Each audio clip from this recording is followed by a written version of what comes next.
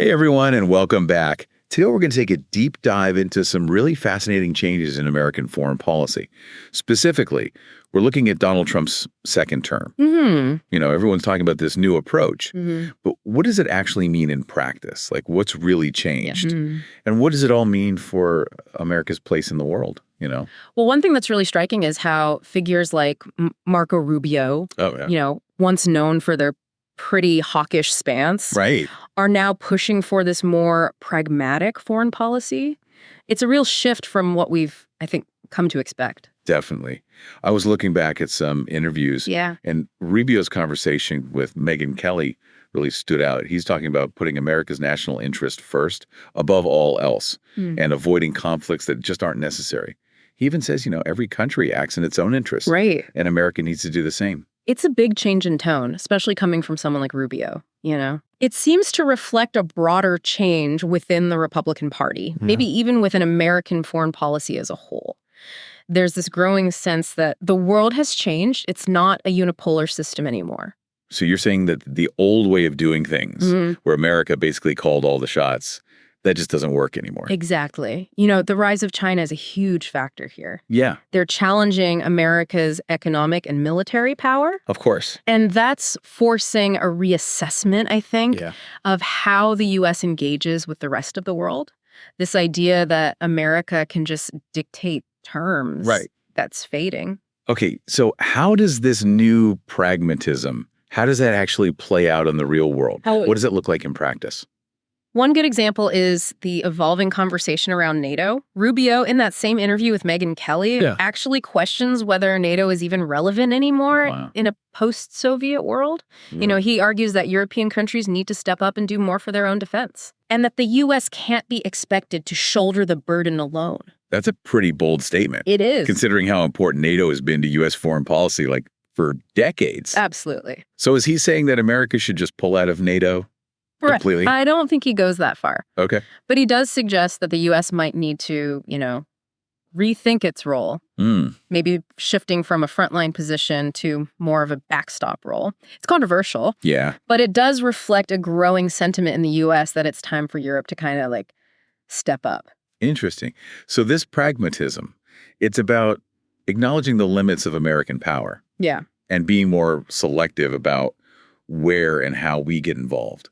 But what about situations like the war in Ukraine? Surely there are times when America needs to take action, even if it's not directly in our own national interest. That's a great question. And the war in Ukraine is a perfect example of how these new ideas are being applied to real-world conflicts. Rubio actually suggests that a negotiated settlement, even one that involves Ukraine giving up some territory, might be the only way to end this conflict. That's hard for a lot of people to accept, especially those who see it as, a fight for democracy and freedom against authoritarianism. Absolutely. So what's Rubio's reasoning here?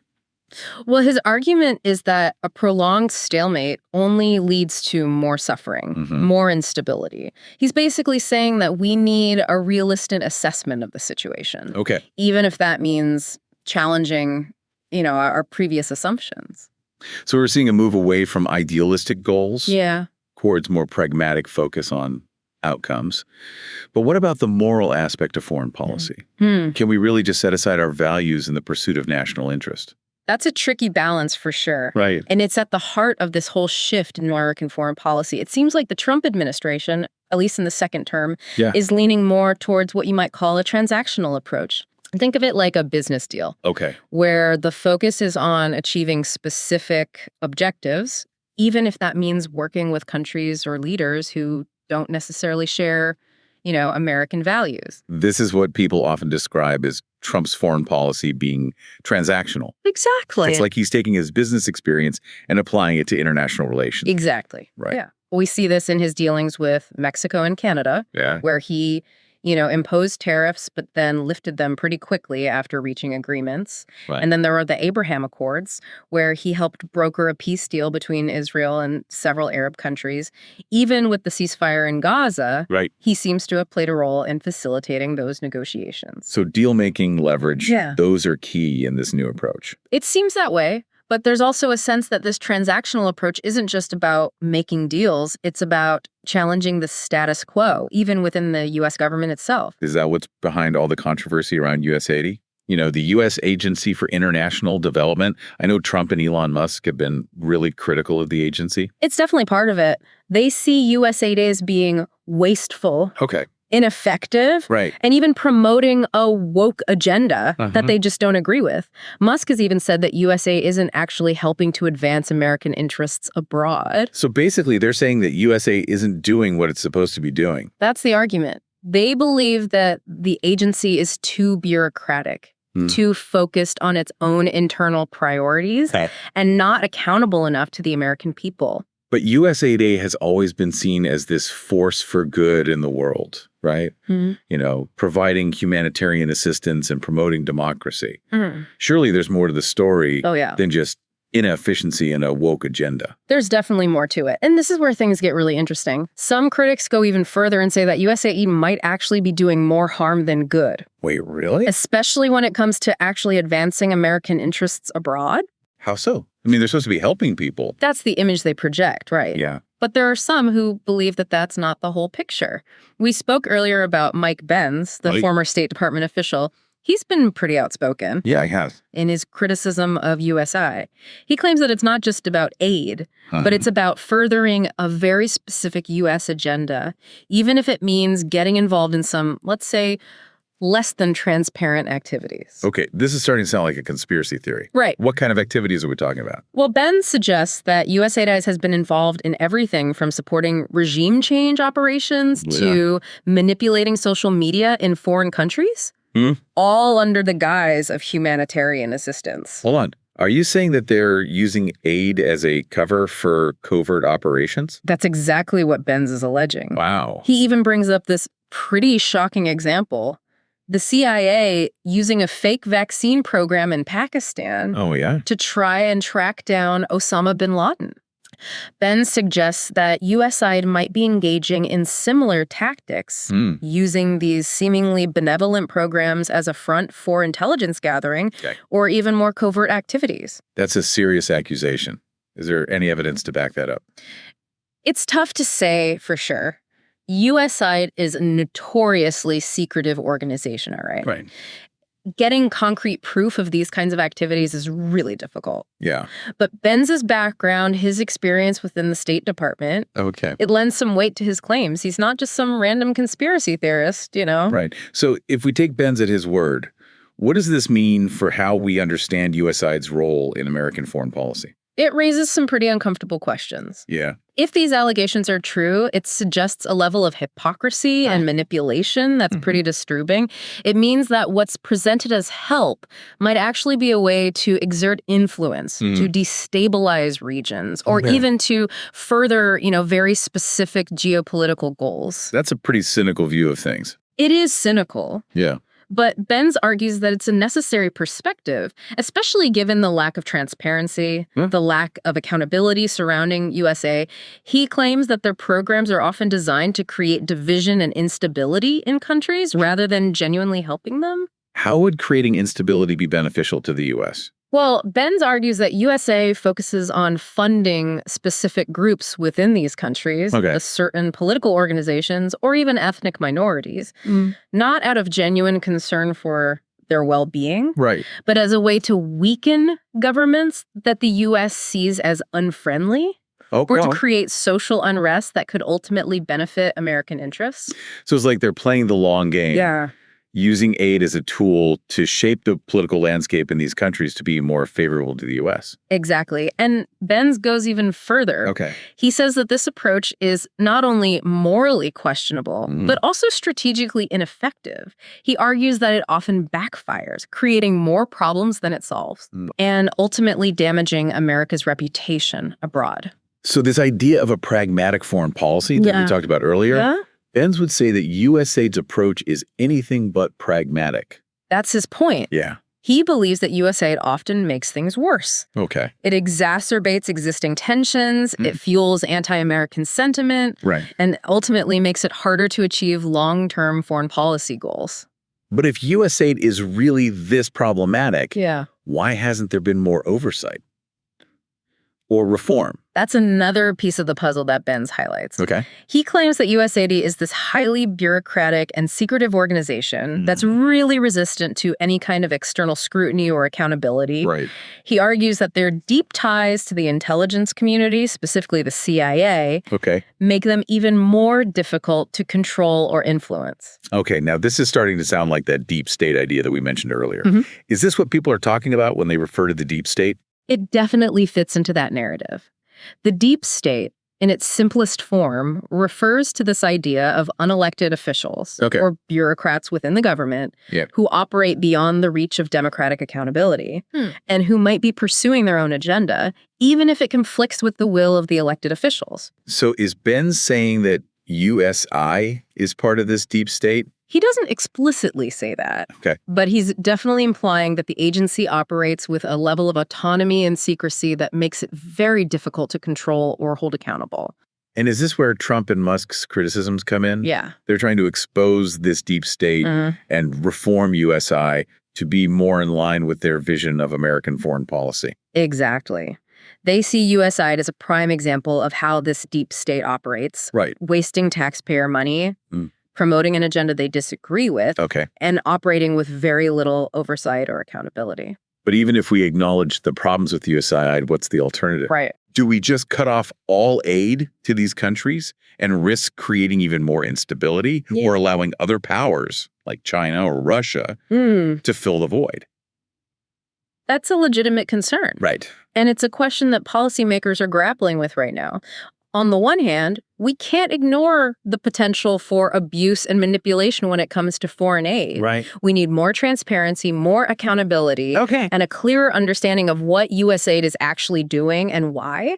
But on the other hand, we can't just turn our backs on the world and pretend that we don't have a responsibility to help those in need or to promote our interests abroad. It's about finding that balance. Exactly. It's about finding that balance. Maybe it's time to rethink the very nature of foreign aid. Instead of this top-down approach where a powerful country dictates terms to a less powerful one, perhaps we should focus on building genuine partnerships based on mutual respect and shared goals. I like that. It's about empowering local communities, listening to their needs, and working together to create sustainable solutions that actually benefit everyone involved. Exactly. It's about moving beyond this outdated notion of a global superpower imposing its will on the rest of the world and embracing a more collaborative and equitable approach to international relations. So that's a conversation for another deep dive.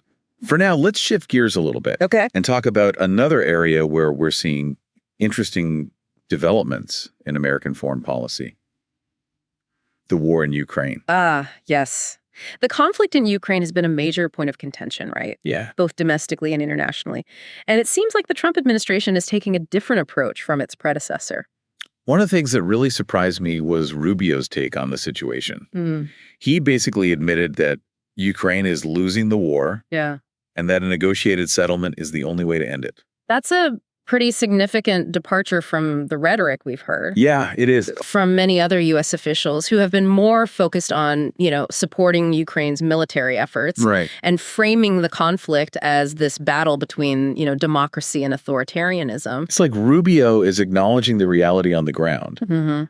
Even if it's not the narrative that a lot of people want to hear. Exactly. And he goes even further, suggesting that both sides will have to make concessions in any negotiation, which implies that Ukraine might have to cede territory to Russia as part of a peace deal. That's a tough pill to swallow for many people. It is. Especially considering the sacrifices that Ukraine has made. But is Rubio essentially advocating for a pragmatic peace over a potentially unattainable victory? That seems to be his argument. He emphasizes the need to end the conflict as quickly as possible, arguing that a protracted war only benefits Russia and leads to more suffering and instability. So even when it comes to issues of war and peace, this pragmatic approach seems to be the guiding principle. It certainly appears that way. And it's consistent with what we've seen in other areas of Trump's foreign policy. It's about prioritizing outcomes over ideology, even if it means making, some difficult choices. But doesn't this go against the idea of America as a defender of democracy and freedom? That's a valid point. And it's something that critics of this approach often bring up. Right. They argue that by prioritizing, this narrow self-interest, America risks abandoning its values and undermining its moral authority in the world. So it's a balancing act. It is. Trying to be realistic and pragmatic while also upholding those core values that have always defined America's role in the world. Exactly. And it's a debate that's going to continue as America navigates this, increasingly complex and challenging global landscape. It really does feel like we're seeing a pretty big shift in how America does foreign policy, moving away from that whole, world's policeman thing towards something a lot more pragmatic. Yeah. Even transactional, maybe. Absolutely. And it's driven by a lot of different factors, not just Trump or, the Republican Party. Right. It's a different world out there. Yeah. China's on the rise. Global power is shifting. Everything's getting more complex. It's forcing a reassessment of what America's role should be. So if America isn't the only superpower calling all the shots anymore, what does that actually mean for the future? I mean, what's coming next? It means uncertainty, for sure. It means adjustment. Okay. The old playbook doesn't work anymore. We can't just rely on military strength or economic dominance to get what we want. We need something more nuanced, more adaptable. But what did that look like? Well, for one, it means recognizing that American power has its limits. We can't be everywhere doing everything. Yeah. We need to be more careful about where we get involved. Focus on what's really important for our national interest. Taking our battles. Exactly. And it also means being more willing to work with other countries, even those we don't always see eye to eye with that transactional approach we talked about with Trump. That's all about finding common ground, making deals, even if it means compromising a little bit. But isn't that a slippery slope? I mean, where do we draw the line? Yeah. When does being pragmatic turn into, appeasement? Or even just looking the other way when bad stuff happens? That's the big question, isn't it? And there's no easy answer. Yeah. It's a constant balancing act, weighing the benefits of getting involved against the risks of compromising what we believe in. So it sounds like there's no, clear roadmap for how American foreign policy should change. Yeah, there isn't. It's going to take constant adaptation. Learning from what works and what doesn't. Right. And being open to new ideas, new ways of doing things. Yeah, but in all this uncertainty, are there any, guiding principles we can hang on to? What should America's role in the world be in the 21st century? That's a question for all Americans, not just the people making policy. Yeah. But I do think there are a few key ideas that should guide our thinking. Like what? First of all, we need to be clear about our core interests, what's really vital to our national security and well-being, and how can we protect those things in a world that's so complex and changing so fast. So figuring out our priorities and then focusing on those areas where we can actually make a difference. Exactly. We can't be everything to everyone. We have to be strategic and selective. What about our values? Can America still be a beacon of democracy and freedom when those values are under threat in so many places? I think we can, but we need a different approach. We can't just tell other countries how to be democratic or force our will with the military. We need to lead by example, show the strength of our own democracy. Actions speak louder than words. Exactly. And find ways to support those who are fighting for those same values around the world. Yeah. Even if it's in subtle ways. Indirect ways. It sounds like navigating this new world order is going to take a lot of creativity. Flexibility. And a willingness to really think outside the box. Absolutely. And it needs a national conversation. Yeah. A real debate about who we want to be as a country. And what role we want to play in the world. Well said. And on that note, I want to thank you all for joining us for this deep dive. Of course. Into the complexities of American foreign policy. Yeah. It's a topic that's always changing. Absolutely. But hopefully we've given you some insight into the key trends and challenges that are shaping things right now. It's been great exploring these issues with you. Subscribe to our podcast, which is available on Spotify, Apple Podcast, and YouTube. We are here to make things clear.